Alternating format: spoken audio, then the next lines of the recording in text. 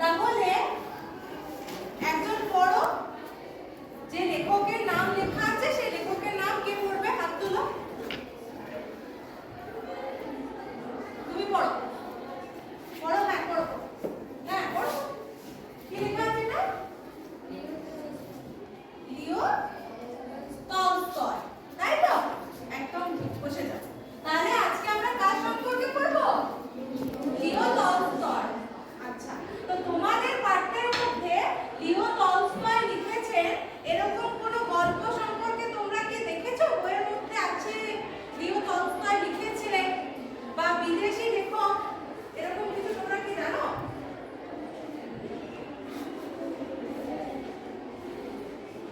বলো বলো বলো, তুমি বলো। ইতিহাস, একদম ঠিক, বসে যাও, বসে যাও। তাহলে আমরা কি পড়বো? কোন গল্পটা পড়বো? ইতিহাস পড়বো, তাই তো? তাহলে দেখো, এই ইতিহাস গল্পটি লিখেছে লিও টলস্টয়।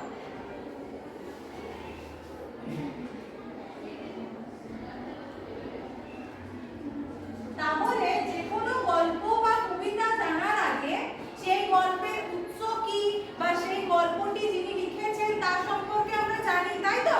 তাহলে আগে আমরা ইলিয়াস গল্পের ভিতরে প্রবেশ করার আগে ইলিয়াস গল্পের যে লেখক লিও টলস্টয় তার সম্পর্কে একটু জেনে নেব।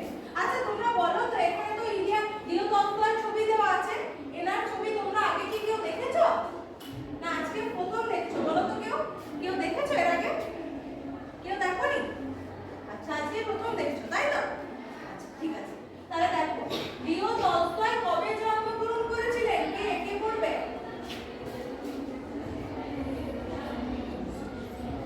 বলো বলো, তুমি বলো। 9 সেপ্টেম্বর 1828। একদম ঠিক, বসে যাও। তাহলে লিও টলস্টয় ছিলেন একজন ঔপন্যাসিক, প্রাবন্ধিক এবং গল্পকার আমরা বলতে পারি, ঠিক আছে? তাহলে তিনি জন্মগ্রহণ করেছিলেন 9 সেপ্টেম্বর 1828 খ্রিস্টাব্দে। কবে জন্মগ্রহণ করেছিলেন? 9 সেপ্টেম্বর 1828 খ্রিস্টাব্দে। একদম ঠিক। দেখো, তারপর তার মৃত্যুর আগে তার জন্মস্থানটা আমরা বলে দিই, ঠিক আছে? তার আগে তোমাদের বলি যে তিনি ছিলেন একজন রাশিয়ান লেখক, ঠিক আছে?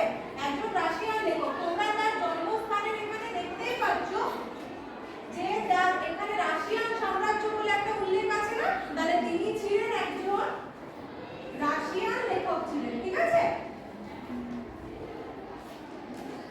রাশিয়ান লেখক। তাহলে এর আগে যেমন আমরা ধীবর বৃত্তান্তের কবি পেয়েছিলাম, তাই তো? ধীবর বৃত্তান্তের লেখক পেয়েছিলাম, কে ছিল? কালিদাস, তাই তো? কালিদাস ছিল, তোমরা বলবে, ঠিক আছে? এটা হাত তোলার দরকার নেই। তারপরে কলিঙ্গ দেশে ঝড় বৃষ্টির ক্ষেত্রে কবি পেয়েছিলাম কাকে?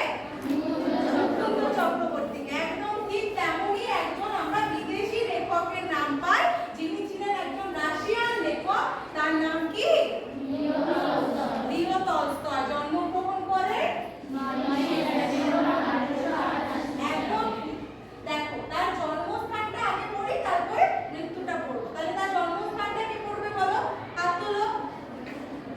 জন্মস্থান, তোমরা হাত তোলো। এই যে দিক থেকে একজন হাত তুলেছে, পড়ো। হ্যাঁ পড়ো, পড়ো। কি লেখা আছে? পড়ো পড়ো। আচ্ছা এই দিক থেকে কার হাত তুলেছিলেন ওরা বলে দিক, তারপর তুমি বলবে। বলো, তুমি বলো। একদম ঠিক, বসে যাও। কি বললো? ইয়াশনায়া আরিয়ানা রাশিয়ান সাম্রাজ্য। দেখো, তাহলে বিদেশি নামই হবে না, ঠিক আছে? বসে যাও। দেখো, যেহেতু বিদেশি লেখক ছিলেন সেজন্য তার একটু জায়গাগুলো একটু আমাদের কাছে সাধারণের থেকে একটু অন্য না, তাই একটু ওরকম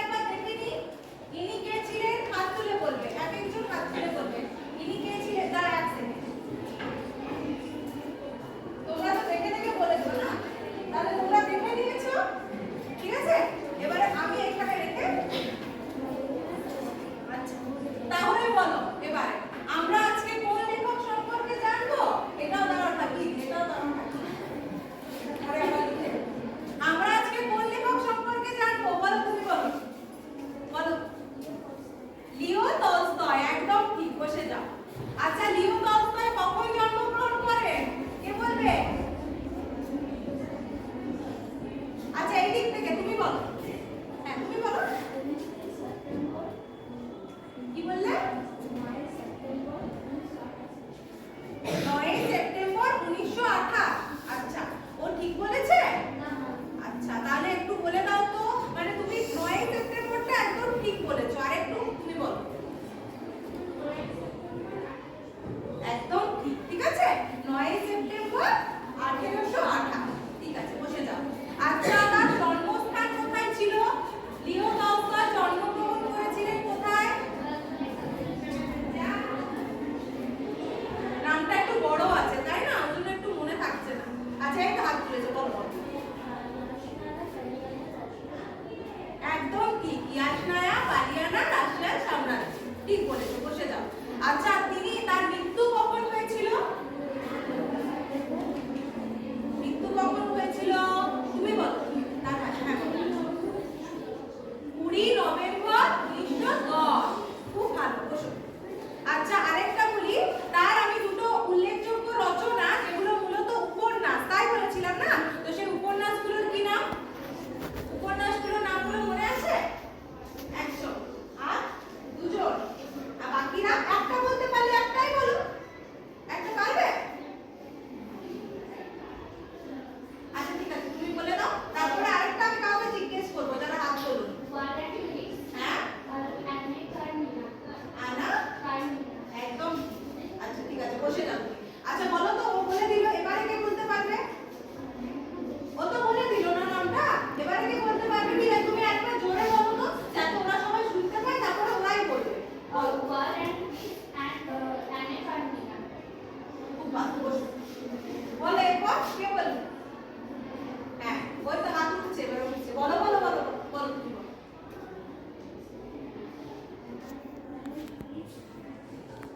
ওয়ার অ্যান্ড পিস, একদম ঠিক। আরেকটা? খুব ভালো, বসো। এই তো, বাকিটা শুনেছো?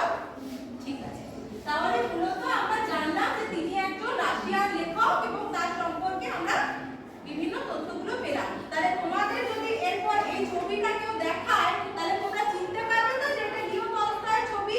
যদি নাম টাম এগুলো কিছু না লেখা থাকে, শুধু ছবিটা দিয়ে তোমাদের বলে এটা কার ছবি, তখন কি বলবে? লিও টলস্টয়ের ছবি, একদম। দেখো, এবারে আমরা গল্পের দিকে যাব। তাহলে যে কোনো গল্পে যাওয়ার আগে আমরা সেই গল্পের উৎস সম্পর্কে জানবো, তাই তো? উৎস মানে কি? কি বলেছিলাম উৎস মানে? বলো, তুমি বলো। মানে গল্পটা কোথা, গল্প বা কবিতা যেটাই হোক, কোথা থেকে সংগ্রহ করা হয়েছে, তাই তো? কোথা থেকে নেওয়া হয়েছে। তাহলে দেখো, উৎস হচ্ছে এই যে, এটা তোমাদের আমি মুছে দিয়েছিলাম, এটা লিখে দিই।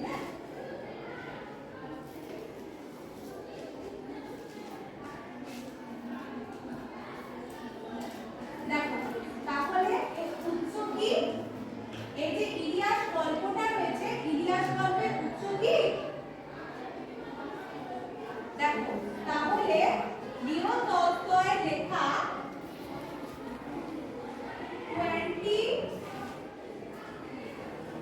23,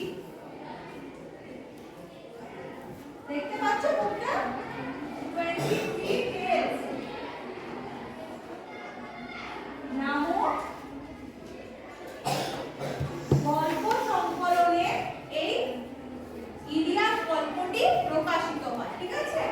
23 টেলস নামক। আচ্ছা, উপরে রাশিয়ান লেখক থেকে বুঝবো, তাহলে এটা মুছে দিচ্ছি, হ্যাঁ, তারপরে বাকিটা লিখছি। বড় করে তোমার তাই সবাই দেখতে পাবে।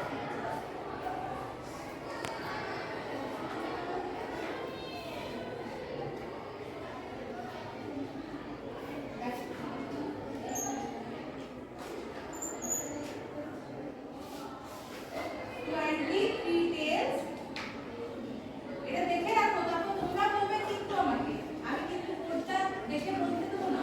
প্রথমে দেখে নাও, মনে করে নাও, তারপরে আমাকে বলবে। 23 টেলস নামক গল্প সংকলনে প্রকাশিত হয়।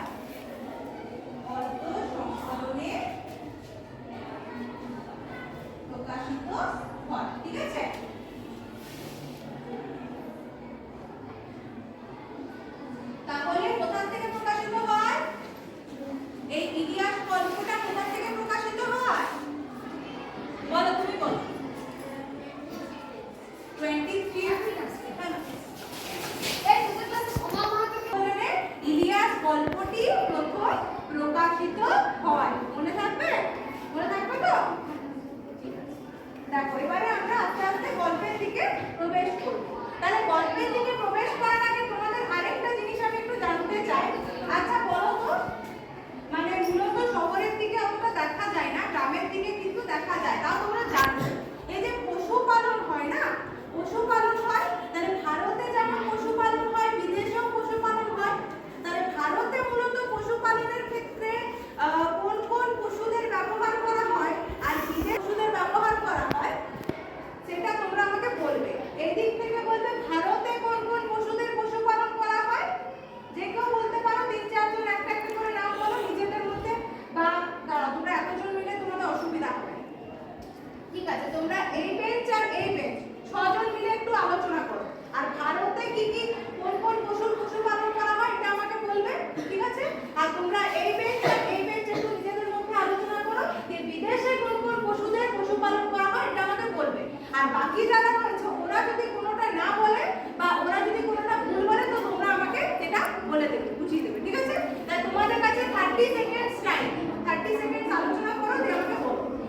আর বাকিরাও ভাবো যে কি কি হতে পারে, ওরা ঠিক বলছে না ভুল বলছে। ঠিক আছে, তাড়াতাড়ি তাড়াতাড়ি তোমরা আলোচনা হয়ে গেছে, আলোচনা হয়ে গেছে, তারা ওরা করছে একসাথে একটা একটা করে শুনবো। ঠিক আছে, ঠিক আছে, time time stop, time stop. এবার বলো আগে ভারতে কোন কোন পশুর পশুপালন করা হয় বলো, তারপরে বিদেশেরটা শুনবো। বলো এক এক করে বলো, তোমরা যাদেরকে বলেছিলাম। আচ্ছা বলো। গরু, একদম ঠিক, ঠিক বলেছে তো? বাকিরা ঠিক বলেছে? আচ্ছা ঠিক আছে, এটা কে কার আইডিয়া ছিল? তোমার। ঠিক আছে, বসো। আর বাকি তোমাদের মধ্যে বলো যে চারটা বলতে পারো বলো। ছাগল, একদম ঠিক। গরু হলো, ছাগল হলো, আর ভেড়া, একদম ঠিক। বসে যাও। আর মোষ, মোষটাও হবে, খুব ভালো। আর কিছু আছে? মুরগি, একদম ঠিক। আমাদের পশুর মধ্যে মানে মূলত ওটা বাকি সম্প্রদায় কিন্তু তাও পালন করাতে হয়, খুব ভালো। এইটুকু টাইমের মধ্যে তোমরা এত কিছু ভেবেছো, খুব ভালো, খুব ভালো। ঠিক আছে, বসে যাও।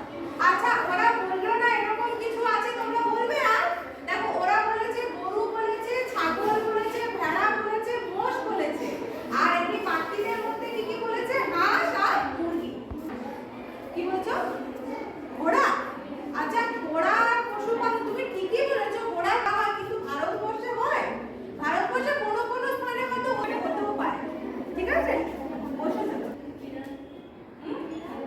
বিড়াল, বিড়ালকে পশুপালন করা হয় কি? মানে পশুপালন মানে কি? যেটা ওরা পশুগুলোকে মধ্য দিয়ে নিজের পেশাটাকে জীবিত রাখে, মানে জীবিকা নির্বাহ করে, সেইটাকে পশুপালন বলছে। ঠিক আছে, আচ্ছা ঠিক আছে, বসে যাও। আচ্ছা এবার আমরা বিদেশি নামগুলো নেব। বিদেশি নামগুলো বলো, তোমরা আলোচনা করে কি বললে বলো। হ্যাঁ বলো। অস্ট্রিচ, একদম ঠিক।